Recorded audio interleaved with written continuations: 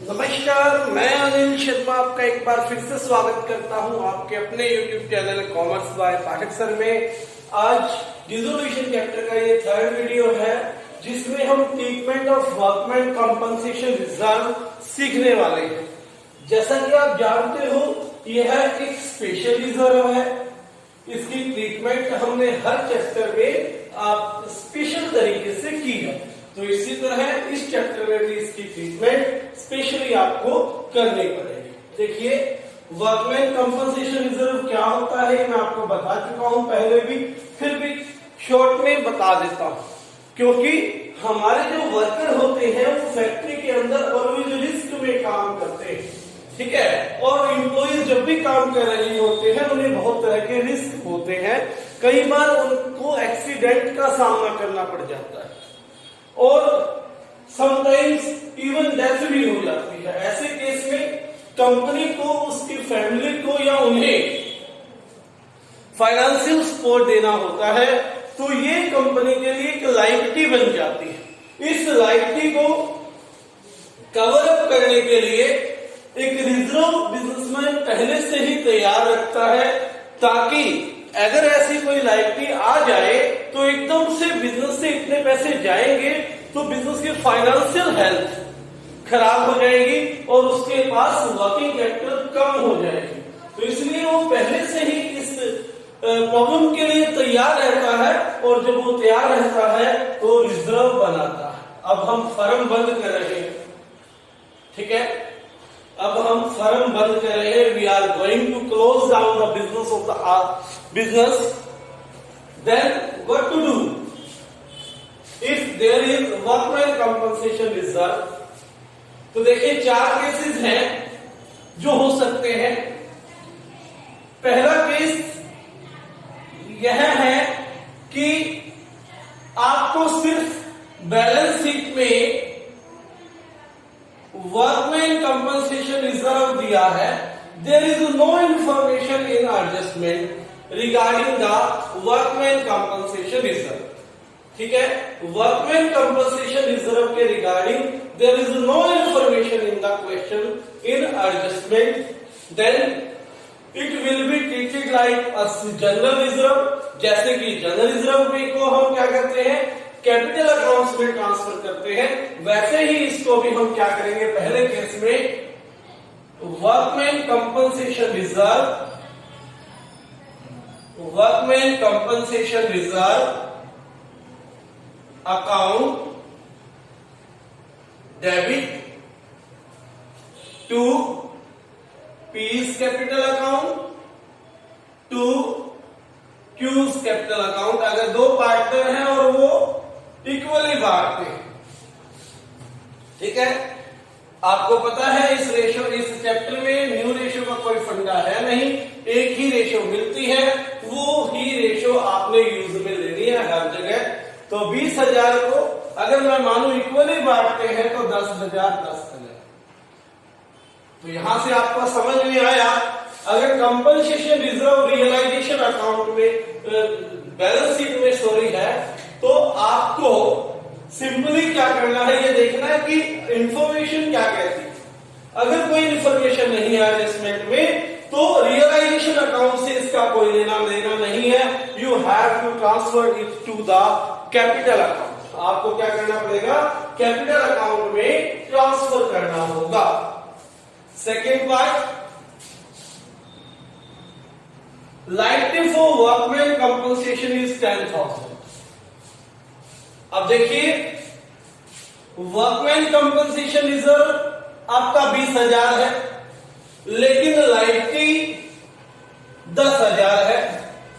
It simply means कि आपका काम लायबिलिटी पे करने के लिए चल जाता है, और ये लायबिलिटी आपकी थर्ड पार्टी लायबिलिटी टाइप हो जाएगी, थर्ड पार्टी लायबिलिटी बन जाएगी, ठीक है।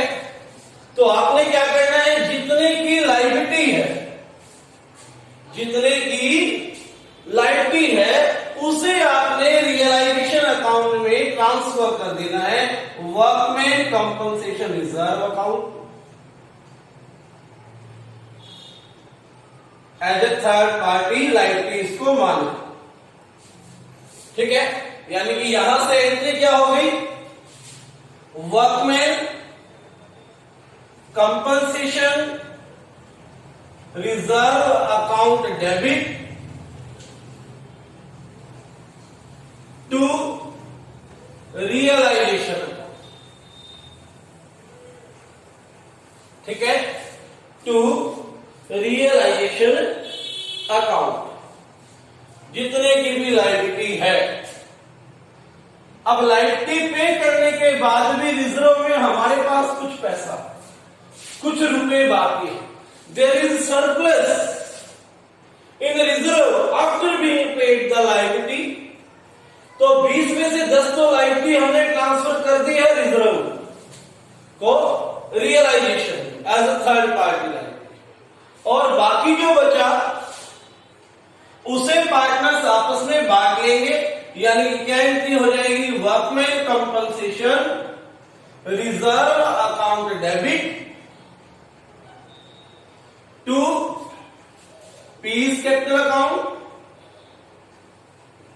To Q's capital account.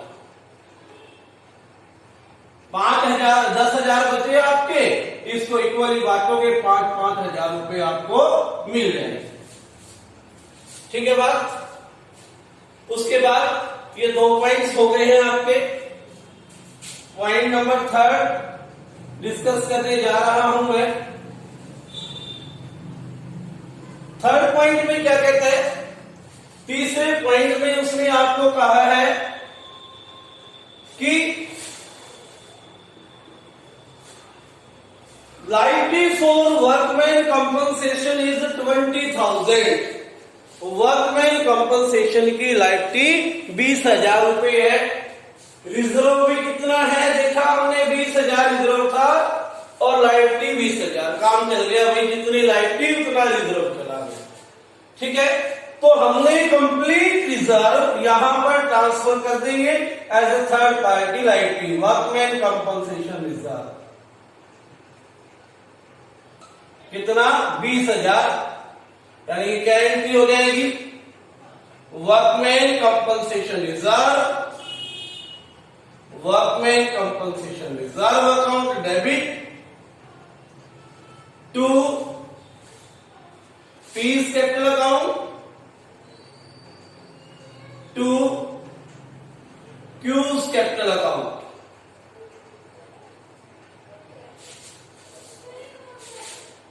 Sorry, to realisation account, क्योंकि रियलाइजेशन में ट्रांसफर हो गया ना आपका, टू रियलाइजेशन अकाउंट,